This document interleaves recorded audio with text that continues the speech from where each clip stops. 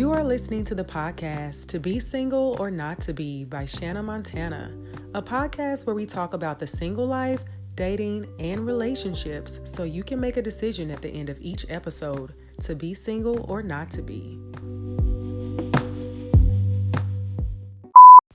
So today's episode is about triggers. Triggers being things that some of you may or may not have heard of, but we are going to talk about how they affect us in relationships and what we need to do to identify them, understand them, and know how to function within a relationship because we all have them. So we're going to get started. And for this podcast, we have some of the ladies that were on our previous episode. We have Miss Courtney. Say hello. Hello. We have Kirby. Say hi. Hello. And we have Miss Casanora. Say hello. Hey, y'all. All right. So, Courtney, let's get right to it. What is your definition of a trigger? My definition of a trigger in regards to just a relationship are things or almost kind of like pet peeves that someone may do that just sets me off. Like I'll rocket launch straight out your house. And it doesn't even have to be something major. It doesn't have to be tied to anything in my past. It could just be something that just sets me off. Yeah. It doesn't have to have a rhyme or reason for it. And for me, I can relate to that. But I think for me, triggers come from experiences, of course, with the person I'm dealing with. But I think sometimes from childhood, certain things may trigger it or just previous situations that I've encountered. It's almost like if you watch That's So Raven when she's like having her...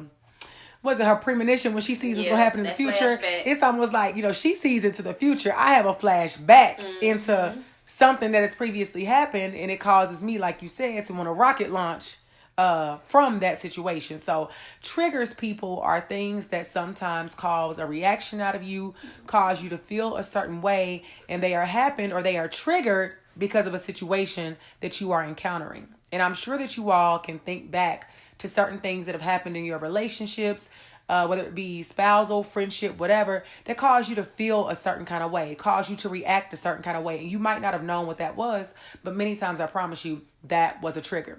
So tell us, in relation to being in a partnership or in a relationship, how have your triggers in the past kind of showed up for you?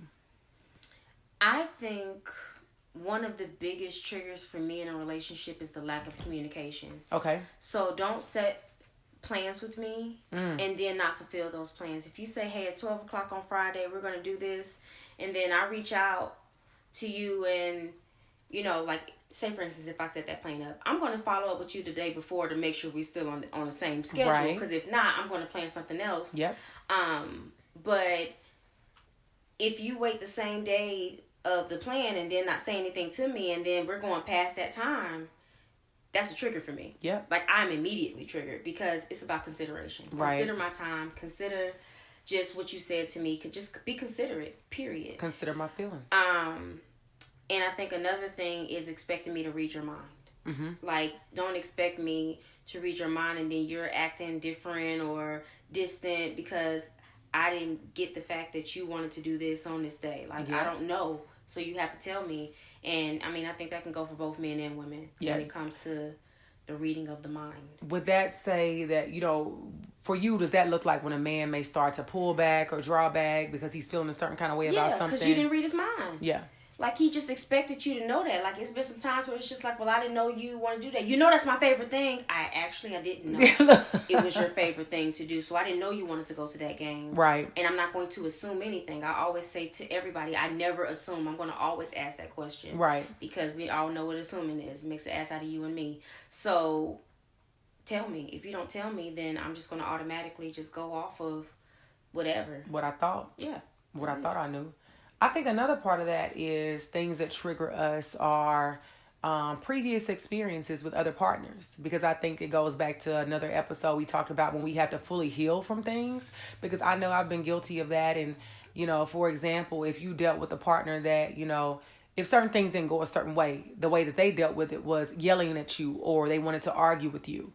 And you find that you may be in a situation with a person that's not really argumentative, but the one time that they raise their voice a certain way, reminds you of a previous partner, And then you're having a blackout situation, where you are responding to that person probably 10 times more harshly than you would in a normal situation, but it's because you've been triggered based on something from your past with a previous partner that made you go there.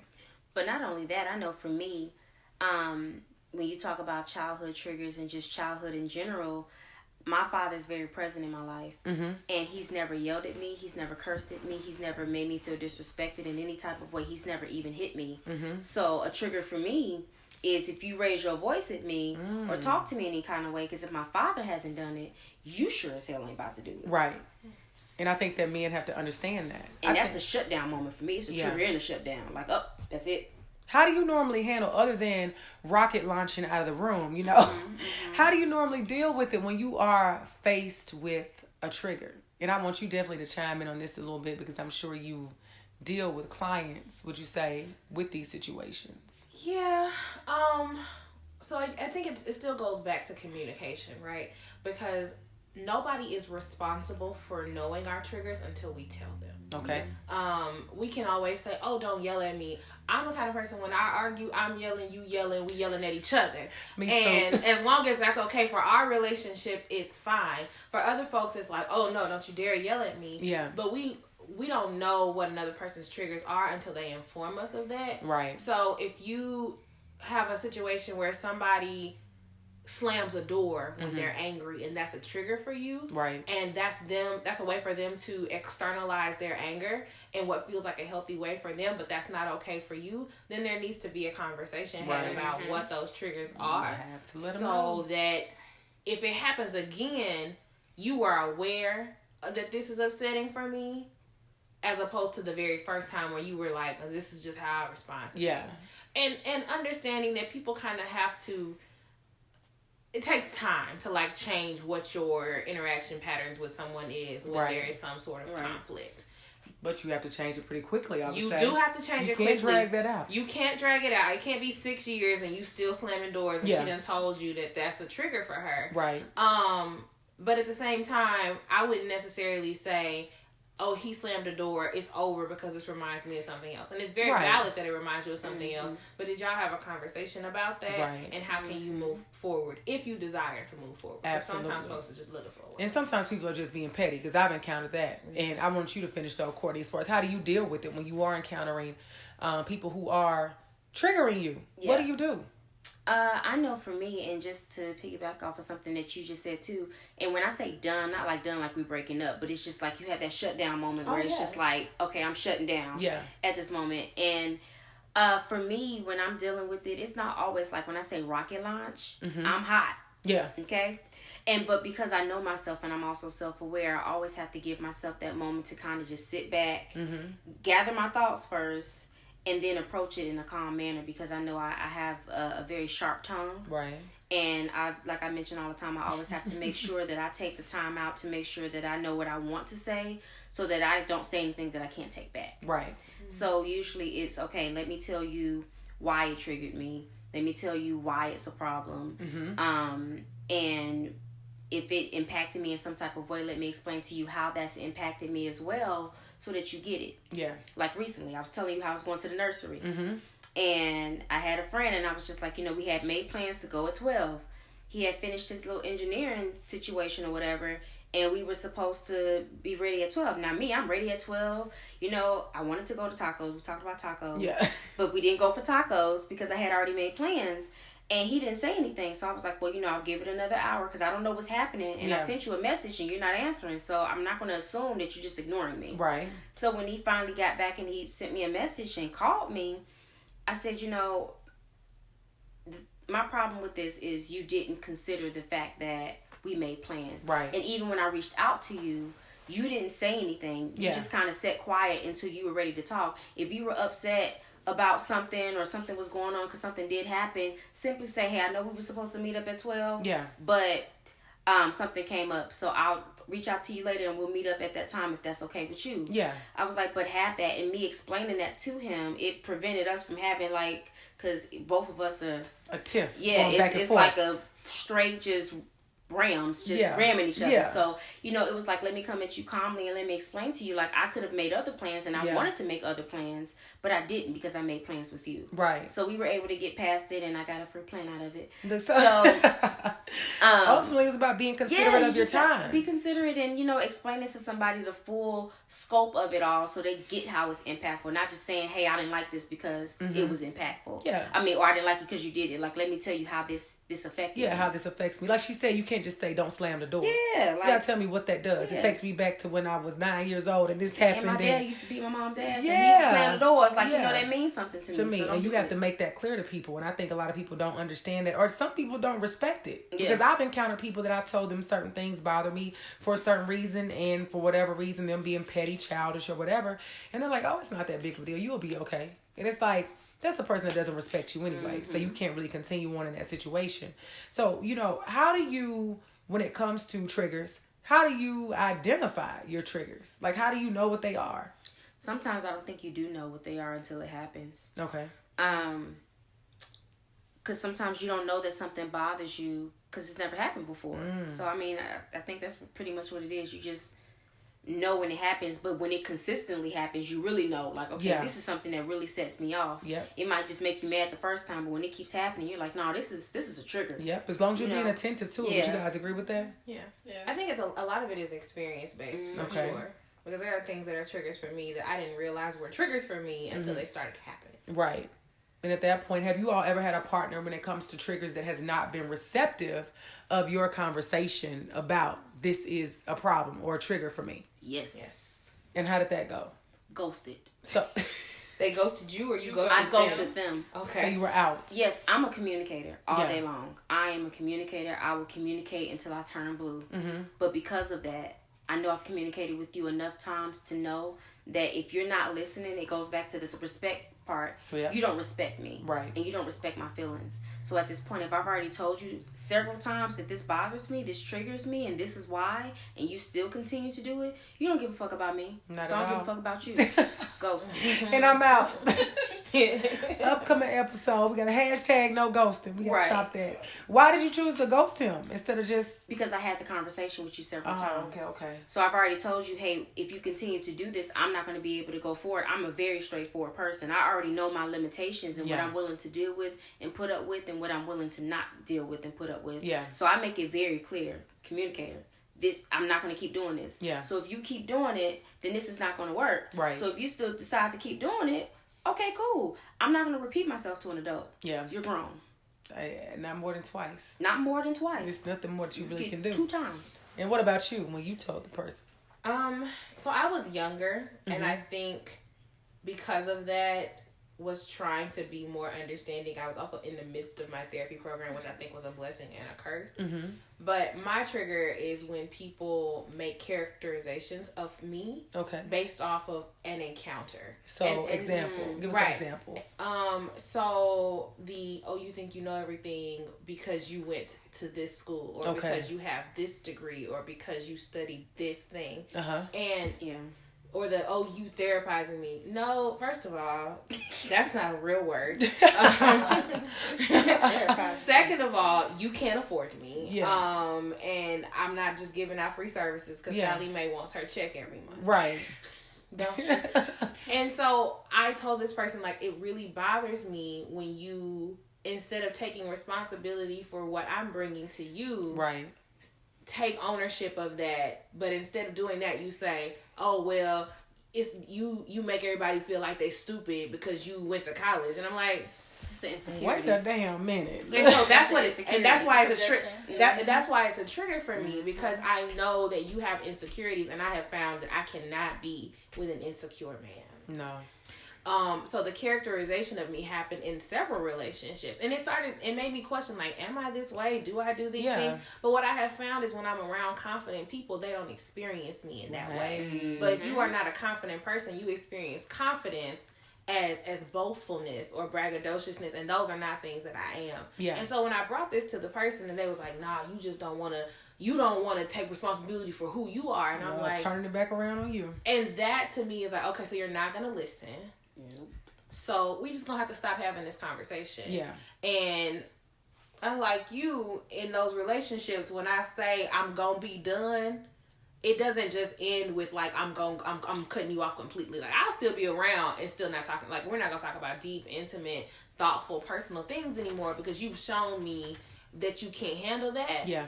But because I need that, that's me pulling the intimacy out. And if I can't have intimacy in a relationship, I can't be in it. And so that's me, I guess, slowly ghosting. Yeah. It's like ghosting in your face. Slowly ghosting. Yeah. It's a slow ghost. It's a slow ghost. A slow ghost. And I think it's necessary. What about you, Kirby? Have you experienced that with triggers, with people that have not received it well? Or do you have any triggers? I'm guilty of not always communicating my triggers. Okay, so how do you handle it? I internalize it. And then, so how does that come out with your partner? Do you ghost? Look like you. I will ghost. Look. I will ghost. Or I have been guilty of gaslighting. Of course, so whoa, Kirby! Like what? Girl, no. We have to take on a commercial break. What's going on? The triggers that they're giving me, even though they have all to do with me and all to do with my past and everything that I experienced, I make them feel like they're the problem. What? I would do that. So you did the thing that I said I don't like. You do that? I will do it. Oh, wait, She said I will. I will do it. So what is that? Not I used to. Look, you might get it next week. We're working What does progress. that look like? You can tell me that you saw me do something or you heard me say something. I know good and well that I did say it or I did it, but I'm gonna make you believe that you're crazy and you didn't see that. Oh, she got here like Shaggy. It wasn't me. Right. It was an illusion. Oh my God. I never. At least you honest. Do you do this? I wonder if you do, because I just kind of my experience of you, what you just said. Are you the person who's like, okay, well, when did that happen? And what time was it? What was the weather like outside? Yeah. Well, then you making that up because you can't tell me Yeah. every exact detail. We could be. I'm the worst because I will say something to you and I forget 5 minutes later what I said. And that's why I tell people all the time, like, I can't lie because I never remember what I said. So you would absolutely like blow my mind because you asking these questions about what happened, what I don't know. You'd be like, maybe she is right. Then you start second guessing. Does it work for you in those situations? No, it don't work. It doesn't work. Only for a minute. For a minute, maybe. So when it comes back to the triggers overall, I would say another trigger when we think about it is, for me, communication with exes. And it may stem from previous... I'm okay with that. You are? I'm okay with that. I'm not. I think it may stem from previous people I've dealt with. And not just that I've dealt with somebody that just was always talking to their ex, but maybe just the cheating factor or just how I just feel like they were not 100% faithful. So when it comes to somebody being like, I need to communicate with my ex, or you write it on your ex's picture on Instagram, or you texting your ex happy birthday, it's like, what do you need to be doing that for? If things were so fine and dandy, if they're that great, go be with them. So, how do you feel like y'all, why are y'all okay? I just would like the record to reflect that the Mississippi Gulf Coast girls are not okay with this. Maybe it's a Midwest thing then. Maybe it's a Midwest thing. Why? I'm okay with it because I feel like, one, I'm not going to be in a relationship with somebody I can't trust. Like, that's the number one thing. Two. That's fair, but... Two, my biggest thing too is as long as you are doing your part to make sure that I'm known.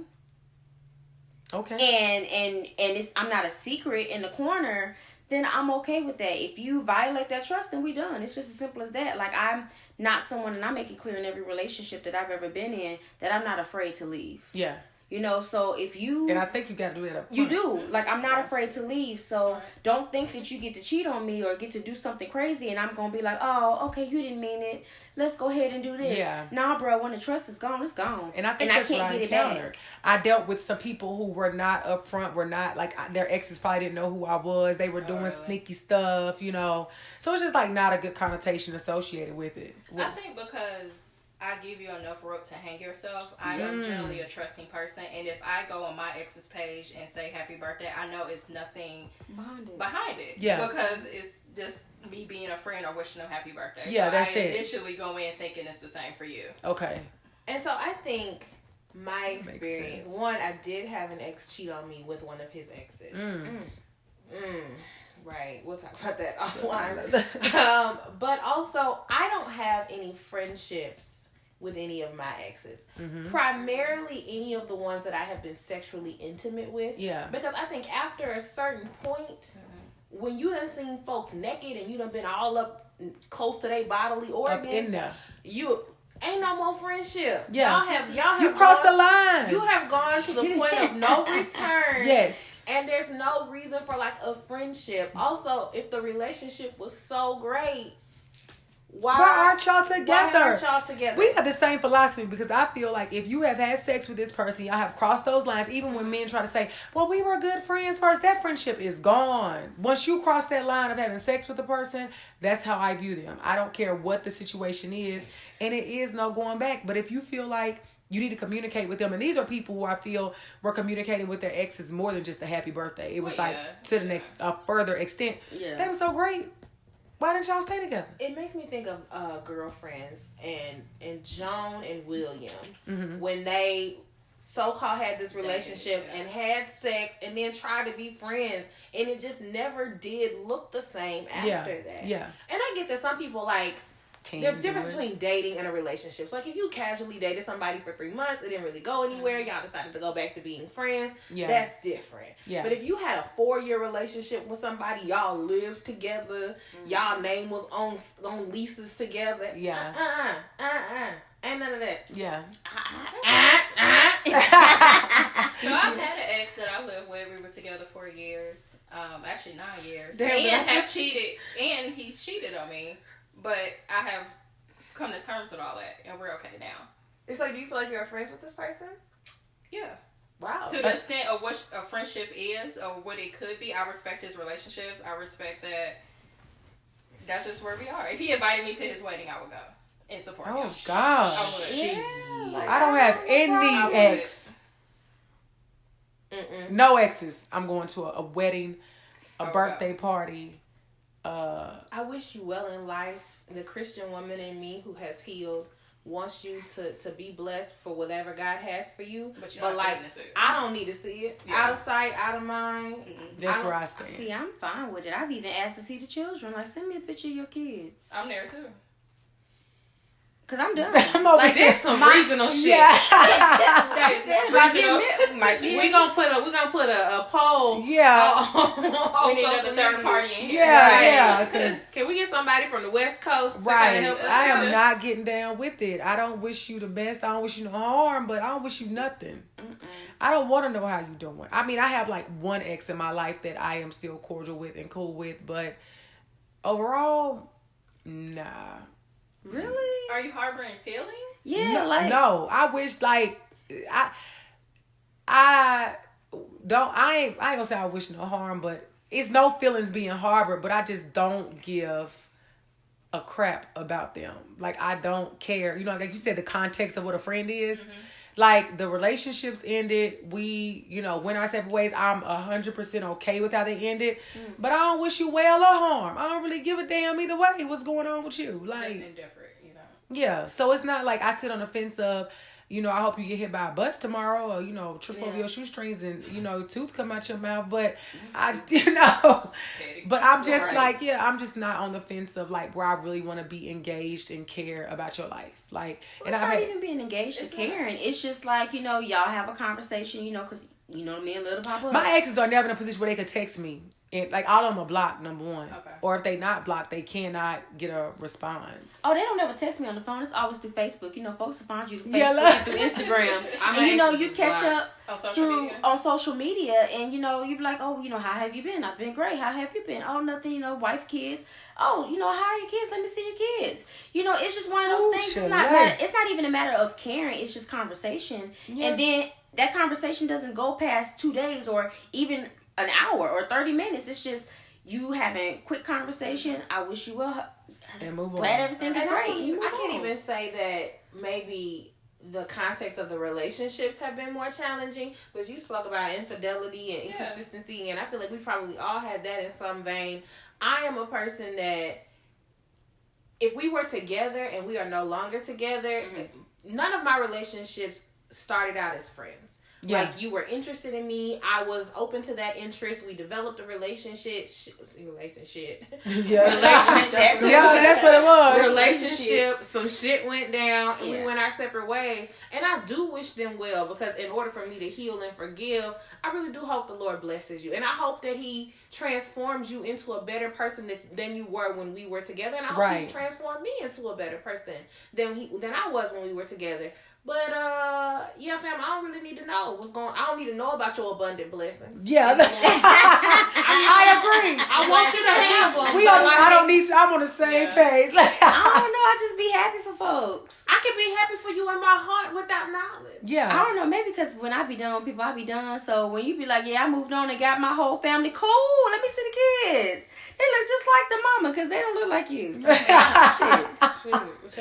So yeah, I agree. I want you to have the abundant blessings, but I don't need to know about them. That is a trigger for me, for people for you to be saying, you communicating with your ex for what? Like, that's going to set me communicating and having weekly conversations is different, or being in the DMs and all that is something different. Period. It's none. I hope we have conversations, even though I've just met the two of you very recently. I hope we have conversations after this.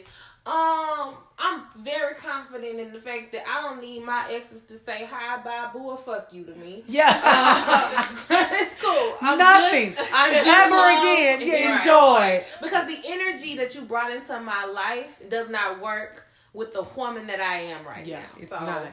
No. I don't know what planet y'all live on.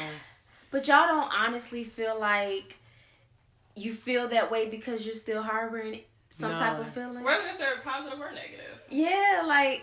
it is for some of my exes, it's I was about to say it's negative feelings, but for some of my exes, I'm just like, you was such a fuck nigga that it's like, you better not contact me. And it's not even about me feeling. I feel like it's not a feeling there. It's just like, you was just so low down. It's like, you you still holding on in. I'm not holding on to it though. A little bit though. I don't know if that's a fair. I don't know if that's because it's not when I talk about. I know what a feeling is. We don't feel like a feeling. It's just like what you did was that I'm over it. But it's like in my mind, when I think about exes, you just better not try to ever contact me. Because it's like so in my mind, because of what I've dealt with exes, when I deal with a guy who is still like I need to contact my ex, it's like for what? Like obviously something happened for y'all to not be together. So because your ex will be a trigger, it's a trigger that he's with his ex. But he's talking to his ex. Talking to his ex. Yeah. Because that's a trigger for you. Exactly. So okay, I get it. That is the trigger for me. I need to keep that same energy with these here exes. Yeah, it's like me and my partner gotta have the same energy about exes. We have to. Like, because I just cannot deal, because in my experience, I'll say that I dealt with someone that was just, in my opinion, and it might have been because he might have been part narcissist, part emotionally unavailable, all that stuff. Yeah. But he had to keep in touch with his exes. It's almost like he had to keep somebody in his back pocket. Right. But it was always like, well, I got something over there I got to pick up. Or I got somebody I got to get in touch with. Well, if you don't get on Amazon and order that. Look, it was always some reason. And that's part of where my trigger comes from. Dealing with somebody, it was always a reason. It wasn't just one. It was always a reason. He had to contact several of his exes. And it's like... Do you feel that way about female friends? Well, I've been very fortunate that pretty much all the guys I talked to didn't really have female friends. But I don't think I'll be opposed to it. I'm all about what one of you all mentioned about making me known or something. So I feel like a friend of yours is a friend of mine. So if we are together... I'm for real. What Bethany doing? Tell us hi. Look, if we together, she know birthday next week. Yeah, she know who I am. She, we might have each other number. We cool. We might hang out, but if you around my man, I'm around too. And when we first start out, I know when men have like female best friends and stuff. And this my girl, this my best friend. You have to make it. It shouldn't be no 6 months in I roll up. Oh, this my best friend. How? I haven't seen. I ain't never heard of her. Never heard her name until today, and it's your best friend. I will say, for me, women friends are a trigger if they are women friends that you have slept with. Oh yeah, you can't be friends. You had sex. This is what we said earlier. Right. If you had sex with her, then she's not your friend. But you may not know that. Yeah. What if they don't tell you? Well, if I know, then it's wide open. This is the thing. And this we talked the last time we talked a lot about these suns, these moons, these houses, and all this other stuff. I'm very intuitive, right? Yeah. So you get a vibe. So look, it's there. I can know that you have had some level of intimacy beyond emotional intimacy with someone just kind of by being in a space with people. Yeah. And this is not just if someone is my dude.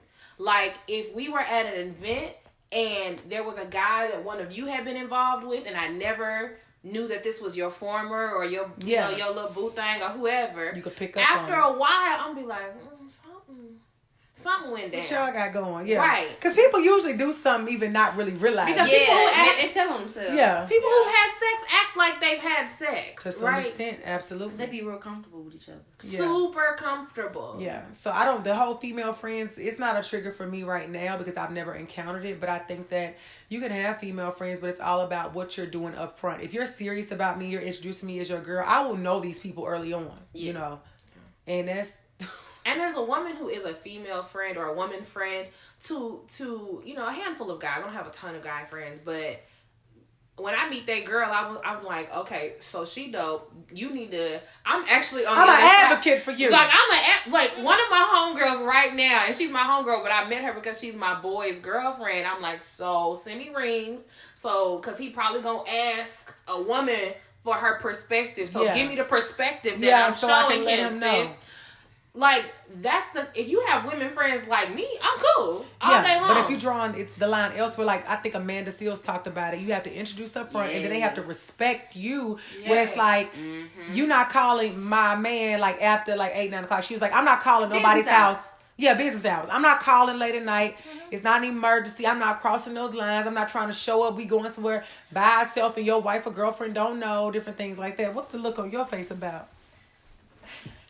You're always. So I have a male friend who in the past have slept together, and he's married now to her. I respect their relationship. I don't think she knows. She can't. So would you be around? I would go like to their stuff.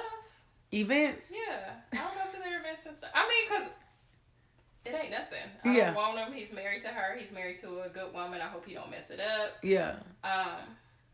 That's interesting. Are they gonna be able to determine that you talking about them if they listen to this? Oh, okay. Majority of my encounters don't happen in Nashville. So, but you saying that, you know, in that situation, because it's somebody that you were with and he's moved on, you wouldn't mind like still being around him? We're cool. Yeah. If he's in the area, he'll stop by the house. We'll catch up. I don't see him often. We talk every now and then, but... And she never picked up on the fact that y'all slept together? I don't know. I mean, I haven't heard of it. You know, she told me. Right. I haven't, or he hasn't said anything about it. Yeah.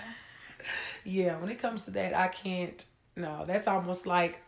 Also with boundaries. That's another thing as far as triggers. Now, that is a trigger for me. Ooh. Set the boundaries. Don't disrespect me. Tell us about it. Like, with female friends. Like, I'm okay with... I have no problem with whoever I'm dating to have a female friend. But set the boundaries with her, like we were just saying, and like Amanda Sills was saying, business hours. Yep. She shouldn't be calling you at 8 o'clock at night to chit chat. Which I got to chit chat about. Put on speakerphone. Let us all talk. Yeah. You know, let's have a conference. What we gonna talk about, right? Yeah. I probably got some good advice for you. Yeah. But to me, when it comes to the opposite sex, you can have your female friends, but set those boundaries and make sure that you and they respect what that is. Yeah. And a lot of the time, dudes don't look at it the same way we look at it. And like I tell men all the time, it's not that I don't trust you. It's her I don't trust. Yeah. Because I know how women are. You know, she'd be like, hey, can you help me hang up my curtains? Yeah. And she show up at the door with some lingerie on, or she got something tight on or short, and she bending over, and you know, men will be men. He looking. You know, he looking. The other head is thinking a whole lot smarter or just hotter than his big head, and you know, it's just like now stuff is going to the left. Yeah. And I know, and you know, they be like, you hungry? And she giving that old typical hood ass meal with rice and flat corn and fried chicken. Shut up. On a damn styrofoam plate. Yeah, on a styrofoam plate. And he fuck it up. Damn mind. And then they lose it. And then next thing you know, it's a true story. And next thing you know, ask me how I know. Ask me how I know. And next thing you know, they fucking. Yeah. And then, of course, he feels bad about it. You know, he's feeling bad about it. Like, damn, that shouldn't happen. I wasn't even thinking. But what's done is done. Yep. So that's why you got to set boundaries. She shouldn't be asking you to come over and hang the curtains unless she can help me or ask me to help her pick them out. Yeah. So we can come over together. To help, so that we can help you up. Yeah. put the curtains up. Because I'm going to tell you, this don't go right with the couch. Yeah. You know, but boundaries. That's where boundaries are for me. To have them. Another thing about boundaries, not just with your women friends, with your family. Mm-hmm. Oh my gosh. Boundaries and triggers and family go hand in hand. Look, I know, and it's challenging because you have to set boundaries with family, and they're new boundaries and they're always ongoing. And I've had conversations with friends about setting boundaries. I'm like, people are not going to respect your boundaries naturally. Yeah. You are going to have to require them to do so. And you set them and then you maintain them. Other people are not going to do it for you. Mm-hmm. I need a man who has a healthy relationship with his mother, or if she's been a person who's harmed him, I need him to have healed from that. Right. But if you a mama's boy and you got to run everything by your mama, she calling the shots in her house and my house, problem. Yeah. Well, it's a dead issue because I'm not competing. I refuse to have to give you sex, bear your children, deal with your funk or whatever when you come in from playing basketball or whoever else, and deal with your mama, and still have your mama telling you how we gonna run this house. Yeah, she don't cook like I do. Okay, well then you cook for the both of us. Right. Shit, mama. Look, you got Sunday dinner. You right, mama. Where that pot roast? Oh, I don't cook for both of you no more. But like, where smothered chicken at? Go ahead and bring it for me and my man and your grandbaby. Yeah, bring it over here. I agree. With family, you definitely have to have boundaries, or you'll be triggered all day long. Yeah, that's my top trigger. That's a relationship non-negotiable for me. If you don't know how to set your family in place, then we can't be. Because I don't have a problem, like I said before, shutting Yolanda Spencer down. No, that's not happening. Yeah, this is what's not gonna happen. Mama. Huh? Is that mama? Mm-hmm. I don't have no problem. She knows. Yeah. And I also recognize that because I am a therapist, I am better at setting boundaries than some people are, because I've had to work at doing it for so damn long. But if you don't have any semblance of setting boundaries with your family, I can't do it. Because my family will tell you, well, you know, if you want something from it, you better know what you, like, don't, well, I just wanted to shoot the shit. Girl, you need $50 or what? Like, what is it? Yeah. Because I'm busy. She's booked and busy and booked. Yeah. Okay? So if you need something, just go ahead and ask. Because I'm also a giving person. But, like, don't beat around the bush. Yeah, don't beat around the bush. Well, you remember when we did and I did for you? Okay. I ain't never asked you for nothing. And I just want you to know, I ain't got time for all of that. Just get right to it. Get right to it. But I also know that I'm better at setting boundaries than some people, so I'm willing to support you through that. Or help your partner with doing it, because he might not have ever had to do it. Right. But you have to be open to it. Yeah. And I dated a man who was not open to setting boundaries with his mother. I'll say, what was his issue? Was he a mama's boy? Oh, absolutely. He absolutely was a mama's boy. And I'll never forget, we were talking about getting married. Mm-hmm. And, of course, you get married, you need a place to live. Because we can't live with your mama, and we were definitely not living with Cheryl Ann, who is my mama. Yeah. She's not going. She the only woman getting any nookie in her house. Right, so that's a dead issue. I was like, well, we got to make sure we find a house in a good school district. You know, I want our kids to go to a good school once we get married and start having them. He was like, don't nobody think about that kind of stuff. I said, what? I'm about to go. I said, what? What do you mean? Yes, they do. I'm going to ask my mama, the fuck? So you just heard me say it. Now you have to consult with your mom. And this is the thing. His mother agreed with me. He's like, Mom, did you and Daddy look into schools when y'all moved here? That's one dense ass. And then it was valid after she said, It was valid after Mom. She said, of course, we wanted y'all to get a good education. And his mom, I think, even to an extent, when it benefited her, she was open to him not enforcing boundaries. But when she was on my side, she was like, listen to her. She's thinking about your kids. Convenient. And that's why you have to have the boundary, because mom may go back and forth. And sometimes mom may go on the side of supporting her child more than she may support you. Right. So that's why it's up to the spouse to make sure that they step in and have the healthy boundary in place. Yep. So I think another trigger that people really don't think about until the time of year comes, and this is one for me, would be holiday season. And what I mean by holiday season is Thanksgiving, Christmas, New Year's, and being in relationships, because people have different traditions different things they do. Not all holidays are important to everybody. Not everybody has a family that they come from where they really celebrate those things. And I know with my family, we're big on Thanksgiving, Christmas, New Year's, more so friends, but we celebrate birthdays. We just, anytime someone has a life celebration, we really try to get together. But holidays is the time where you get together the most. And I think it's important because you can have a lot of anxiety or anxiousness around that time. But if you are with a partner, I think it's important for you guys to have an understanding of how you are going to handle that time of year. Because I know a lot of married couples say, especially once they do have kids, they struggle with where are they going to go, because say if both grandparents want to see the baby, they struggle with who's going to get Thanksgiving, who's going to get Christmas, you know. So I think that's something for the couples out there to make sure you pay attention to if you haven't before. Does the holiday season trigger you in any way if you are not preparing for it ahead of time? Because that's something that I know once I get in my next relationship, it's really important to me to be able to make those decisions early on, because I don't want to be arguing about where we going for Christmas or things, or we might just be staying at the house. Family might just be coming to me. Everybody just coming. What you have to think about it, when you get your husband and you get your kids, you would start to set your own traditions anyway. So hopefully it won't become as of a big of an issue, because you are now building your immediate family, your own family. Anybody that get with me, my family can care less about holidays. Really, I'm kind of that. My family's so used to me missing. So if we need to go to his mama or his side of the family, I'm okay with that. My family is okay with that, because that's not, we don't put value on holidays. Okay. My family is a little tit for tat though. Like, okay, so you spending Christmas with his family, that's cool, but y'all coming here for Thanksgiving, that's right? My family. I think that's that Southern shit. Right. My family definitely gonna say that. Like, no, if we don't go anywhere. If we don't, that's cool. We don't go anywhere. But to say if we were to decide to go to his family, y'all coming here next year. Now it's an issue. But that's boundaries too. We got to set like, we did Thanksgiving. We'll do y'all Thanksgiving next year. Yeah. But Christmas, we going back home. So it's right. Especially too when you have kids involved. Can we talk about the holiday that's a trigger? That's not this big holiday that people are thinking about. Valentine's Day is a trigger for me. If you try to give me some bullshit ass reason about why we not celebrating. Yeah. And I know it don't matter. Valentine's Day. I know it don't matter to everybody. It does not matter to everybody. And I think it didn't for a while, but recently, I would say in the past few years, I've been with guys who we celebrated Valentine's, but I've been with guys that they knew it was important to me and they didn't make it important to them.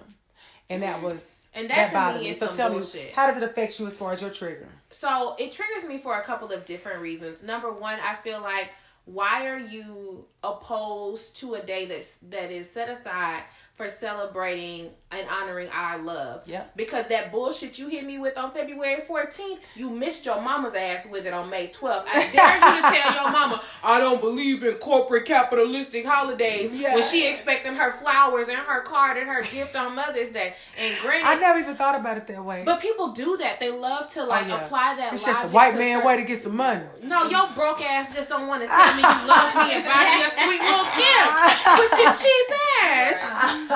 And so if you don't do that, you don't do that shit on birthdays. You don't do that on Mother's Day or Father's Day or Christmas or Thanksgiving. Your ass first one with a plate ready for some dressing and some mac and cheese. Yeah. Hey auntie, save me some banana pudding. Or taking a payday loan out for Christmas. Oh no, please don't do that, honey. We gotta talk about your finances. No, we're not doing that. Let me help you, baby. They will do it. I ain't paying none of your bills, but I help you get a budget together. They will do it, honey. They will. So that bothers me because typically I agree.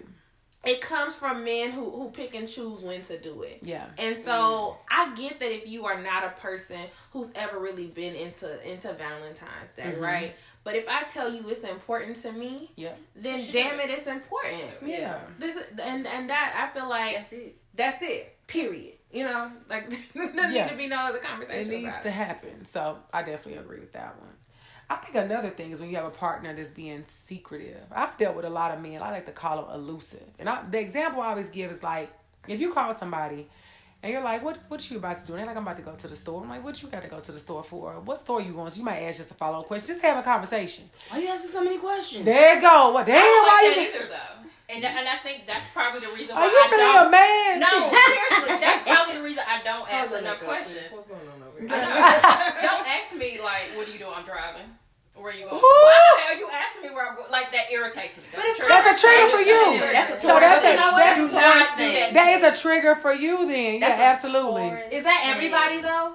Is that an everybody thing or just a guy thing? It is kind of an everybody thing. Okay. You don't like to be questioned that way? Like, I just don't understand why is it important for me to tell you while I'm driving and where I don't get it. Like, what's the purpose of this question? It's just for me, it's always crazy. It's a trigger for you. My question is somebody like you being elusive and don't want to tell me, because then it triggers me to think, well, damn, if you just going to Walmart to get some cleaning spray, why you can't just tell me? Because you about to start an argument. I'm literally saying, like, what you about to do? I'm about to go to Walmart. What you got to get? You know, because especially if you don't normally go. Oh, I'm just about to get, because for me, it's like, oh, I'm just about to go pick up a few things. Oh, okay, cool, call me back. That's it. The conversation over. But at this point, why you asking me this? What you want to know? Now I'm offended. That way. Now I'm offended the way you said it. Yeah. What is this? It's turned into a whole ordeal. Okay. But again, still working on me, but I can't deal with that. So I guess it's true. So you don't like a man questioning you at all? He can question me, just don't question me about trivial things like that. So what are you okay with being questioned about? How was your day? You can ask me that. What is the typical response from you though about? Okay, let's do a little role play. Oh shit. Hey, how you doing? How was your day? It was good. Okay, what happened? What made your day good? I saw 3 veterans today. 2 of them had a breakdown. I think we're really making progress and meeting their goals. Okay, cool. Did you do anything for yourself today? Because you take care of a lot of other people. That's awesome. I just wanted to make sure you take care of you. That face. Just went to lunch. I gotta eat. But see, then my hungry ass might ask, so what you had to eat? Me too. I'm right there. I love you. I like what you eat. I stay asking you. I ain't never had that when I went. I mean, they got that at the VA. I might have to come over there. Was that a special? Which one you went to? Brentwood or Green Hills? Okay, because I ain't like the... And you see how she went from talking about Braxton, when it got to the question, you like lunch. But you see how she was like... Okay, but it got to a point where it was like, oh, it's too many questions. It was going down. It was going down all the way. She was like, I wanted to give you a paragraph. You asking for an essay. Yes. That is crazy to me because I am so like all about the questions. And I definitely, even when I work and I'm around people, I'm always like, what you have for lunch? They're like, so-and-so. Where you get that from? Which one? How was it? Let me know next time. You know, so I'm asking all the questions. I was so getting on your nerves. So. I'm glad you called. Look. Really? Only 15? Yeah. Man, I spent 18. Yeah, like, I'm not next time. Oh, they got a lunch special. Right, look. What days? Look. I think I'm like that because I don't ask questions like that. Yeah. And I don't know why. Like, you don't. I just don't. I mean, there are things you care about and there are things you don't care about. And so I am working on that. Because if I want to know a story, I'd be like, so tell me all about it. Start. You woke up. Go. So you went. I don't want to hear the details. I just tell you the juicy part. Nope. I need that build up. Then what? He called me the first time. I went inside and he keyed my car. So wait. Did you go 24 or 65? Yeah. You see when I say he keyed my car, I know. Yeah, so that's all I need what to know. y'all was fighting, but what you do for him to key your car? When y'all start arguing? No, I gotta paint it in my head. Like, yes. I want to tell a story. I recently just went over to one of my friend's house. Like, she had told me something via text. I'm like, hold on, girl, I'm about to come over there. I gotta get your full facial expression. I need everything. All the way in. I definitely have a friend that if she calls, if I don't have 2 hours to spare, I can't talk because I already know it's gonna be an anthology. It's something juicy. So what else would you all say stands out that is a trigger for you? Because you just thought about a trigger that we hadn't talked about. Indecisiveness. Do not have a decision ever. Ever. You know, like ever. Like you are whatever you like. This is not coming to America. I need you to have an idea. We don't have to agree on the same things. I may not like baseball, but will I go to a baseball game with you because that's something you enjoy? Absolutely, I will. I will compromise. So, yeah, I don't have a problem compromising. So say that. But what you won't do is whatever you want to do, and then one moment when they getting distant, well, why you mad? Because, you don't ever want to do what I want to do. So I was supposed to assume that. Yeah. Because you ain't said nothing. Well, baseball is my favorite. I don't know that. No. I don't know that. So you have to tell me. But I see you watching baseball all the time. I watch Love and Hip Hop all the time. That don't mean anything. Yeah, I be on reality TV. Right. I wouldn't ask you to go to a taping. So. Yeah, so it's like that doesn't mean anything. You have to say something. But also just have an idea. Don't just think every time it comes down to a date, you want to go to the movies or the typical shit. Like, think outside of the box. Yeah. Or don't say, hey, I want to take you on a date. Where you want to go? Can you surprise me? I've definitely surprise me. The dates I'm going, it's like, no, you are decided. You gonna decide what the date is, and it's just like, oh, I don't know, and it's just like, well, did you tell this person that? Well, I mean, I don't really know, because I mean, kind of want to do this, kind of want to do that. If you don't know and you don't how to know, then I can't do you. Like, that's one thing I can't do, because I'm already indecisive myself. Two indecisive people will never go nowhere. Not gonna work. We're gonna never go nowhere.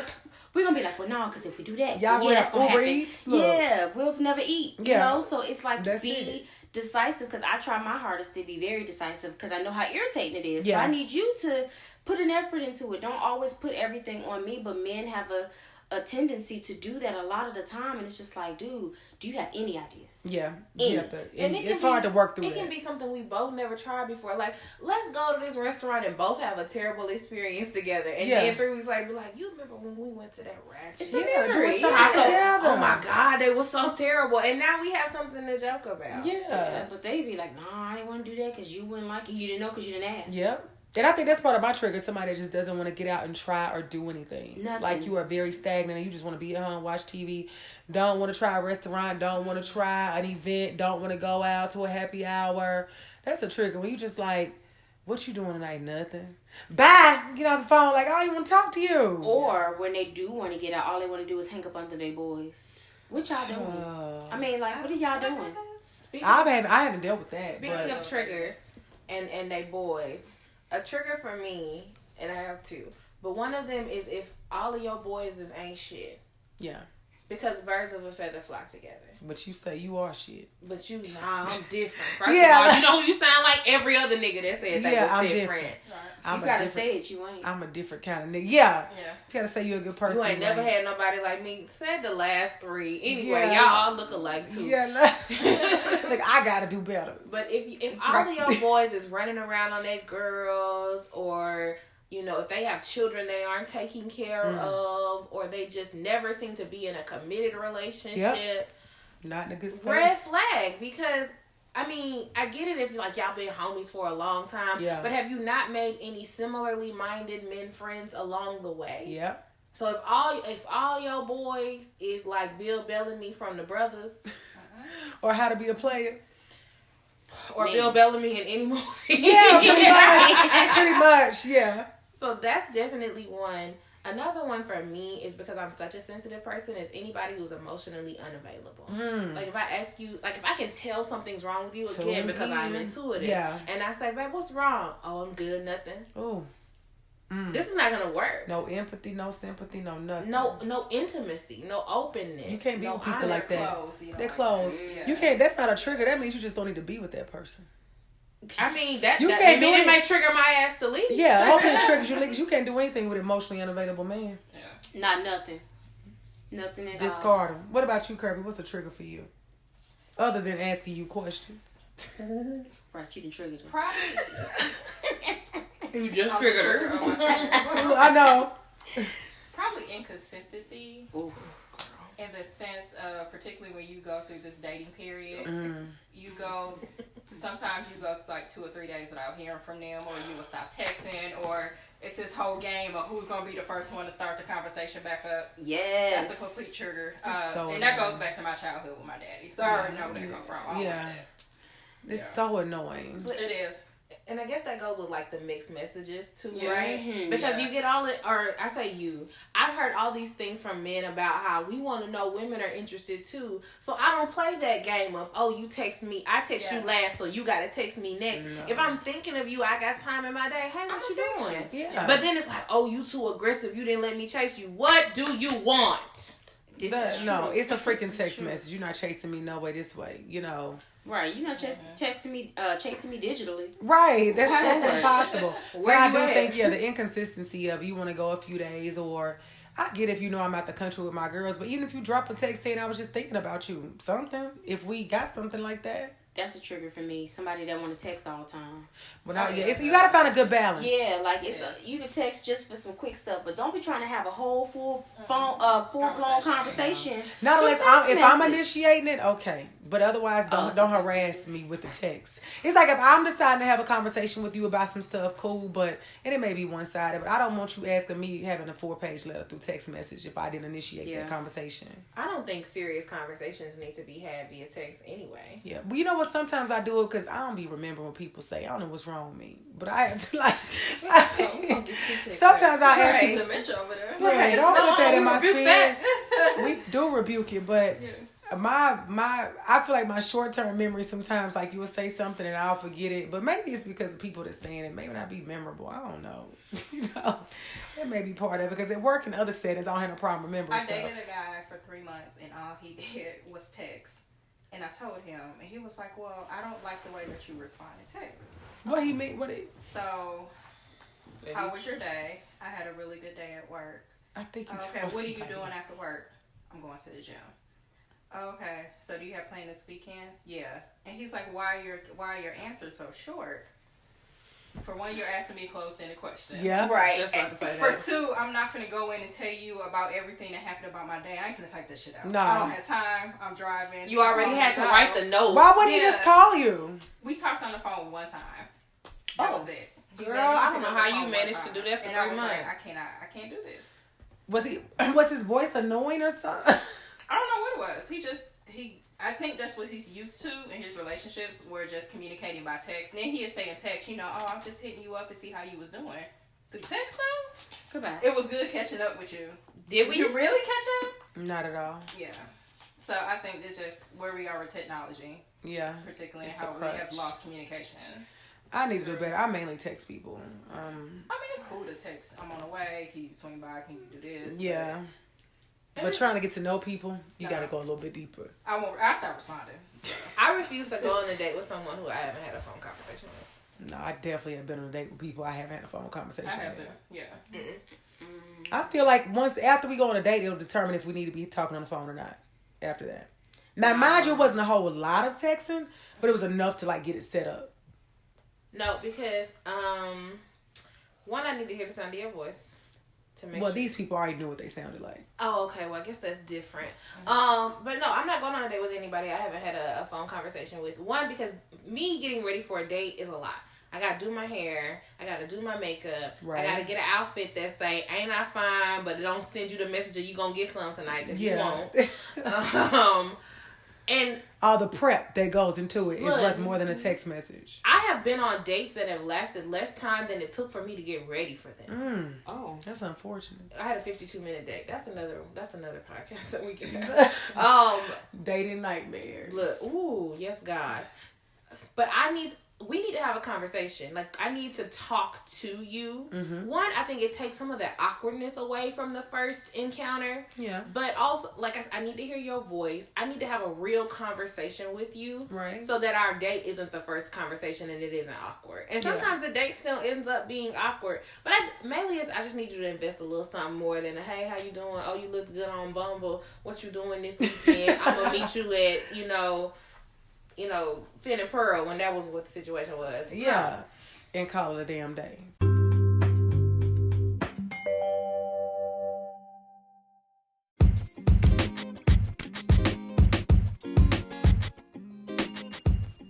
We are now introducing a new segment to the podcast. This is called Living Single. We want you guys to send in any of your relationship questions, if you need advice, or if you just want to give feedback on the show on a topic that we've discussed. Feel free to DM them on Instagram to Shanna Montana, or you can inbox me on Facebook, Living Single, and we'll definitely be touching on these topics on each episode going forward. And now this brings us to the resolution for triggers. So we're going to do a quick roundtable on everyone giving us one thing we believe that you can do to help you with overcoming your triggers or identifying them. It's up to you. So Courtney, we'll start with you.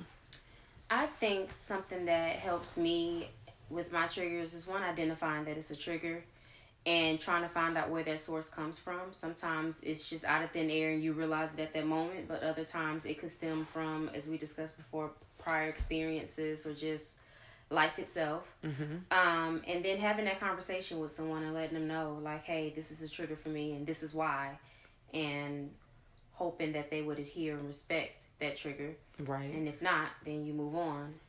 Gotta go. And that's how I handle my triggers. All right. So, Casanora, how do you deal with triggers? What's some advice you would give?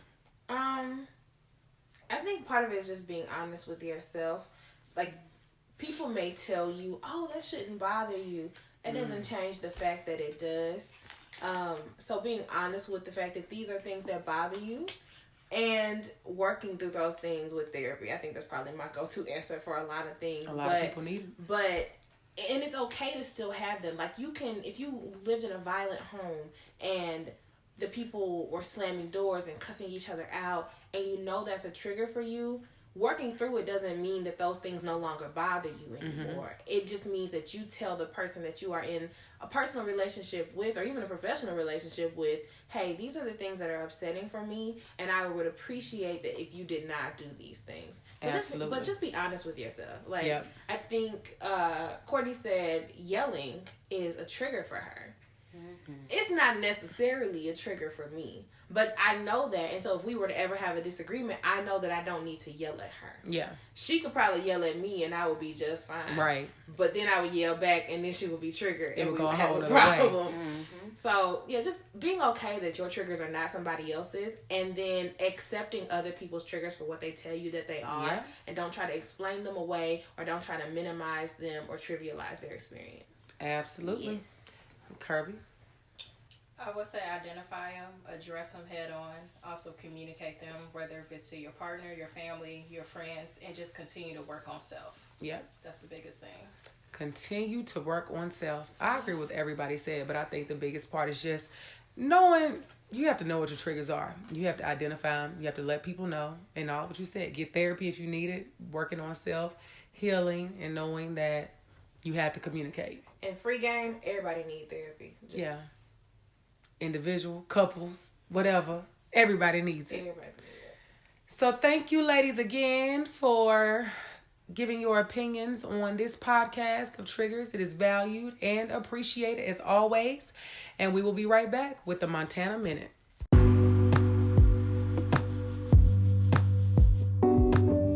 And now we have the Montana Minute. Number 1, make sure you understand what a trigger is. I think we did a good job of painting a clear picture on this episode, but make sure you are 100% clear so you don't use triggers as an excuse to go off every time you get mad. Number 2, once you know what they are, make sure you communicate them to your partner consistently, and as you change, they may change too. So constant communication is key, very important. And number 3, if your partner doesn't respect your triggers or take them seriously, I would advise you to seriously evaluate if that is the person you want to be with. Because if someone cares about you, they should be willing to accommodate this need. So be sure to like, subscribe, and leave reviews on the podcast. And as always, we leave you to decide to be single or not to be. The choice is always yours. Signing off, Shanna Montana.